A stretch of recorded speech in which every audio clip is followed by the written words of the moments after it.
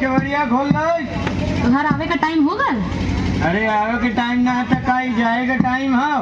पी के मत आवल करिए। तो है पागल प्रदीप पिए धुआं केकड़ा राम पिए धुआं तो हमें नान से मरत है दे। हम दुनिया भर का ठेका ले ले है। ठेका ना ले ले हम ठेका में से आवत है। अरे जा जा दिमाग मत खराब करा। अरे पहले केवड़िया खोल तब ना बताई। केवाड़ी ना खुली जहाँ जाके सुत्ते की हा सुत्ता।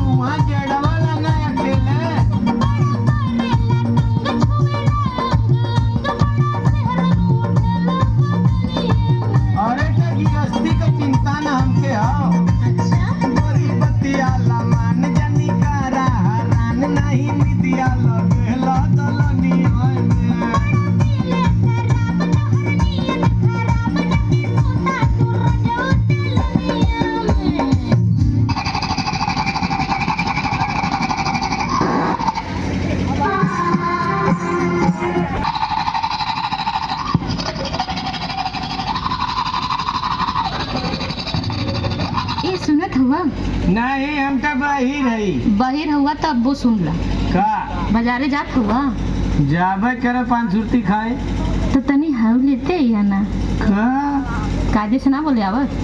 अब ले उल्टा चोर को तवाल के डांटे। अच्छा छोड़ा जब बाजारे जाइए ना तो हमरे बदे अचार लेते हैं। अरे कौनो खुशखबरी है का रे? हाँ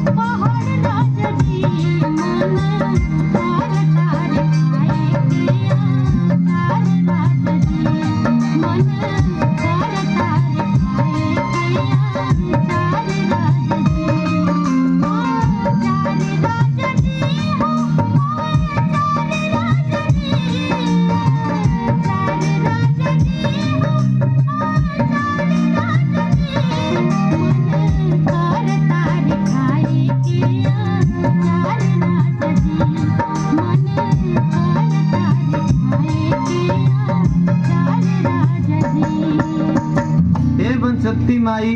अगर बढ़िया दिन देखेबू तो हमहू दोनों प्राणी से तोरे धामे आके लइका का मुड़न करवाई।